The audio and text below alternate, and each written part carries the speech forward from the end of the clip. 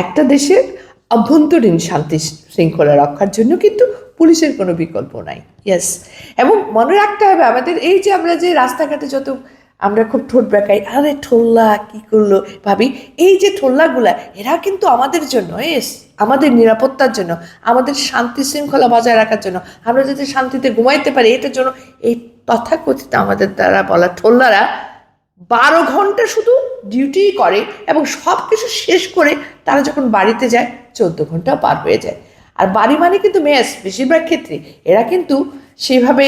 ঈদে বা যে কোনো অনুষ্ঠানে আমরা যখন হই হই করে কি করব কোথায় যাব ভাবছি, ওরা তখন আমাদের সে শান্তি, আমাদের সে হই হই আনন্দকে দেখার জন্য নিজেদের বাড়ির মায়া ত্যাগ করে ডিউটি করতে থাকে। সব, হ্যাঁ, ভালো মন্দ মিলিয়ে মানুষ আছে, খারাপও আছে, কিন্তু ওই একটা পিঁপড়া কামড়ালে 10টা পিঁপড়াকে পিষে ফেলা যেমন ঠিক নয়, ঠিক তেমনি দু একজন খারাপের জন্য এই সবার প্রতি যে সহমর্মিত বোধ থেকে সরে আসাটা উচিত নয়। আমাদের সবাই মনে রাখতে হবে, সে পুলিশ হতে পারে, সে কিন্তু একটা মানুষ, এবং এই উর্দি পরে ঘন্টার পর ঘন্টা সার্জেন্ট থেকে শুরু করে সবাই যেভাবে কাজ করে এই গরমের মধ্যে, সেটা কিন্তু, আর যাই হোক,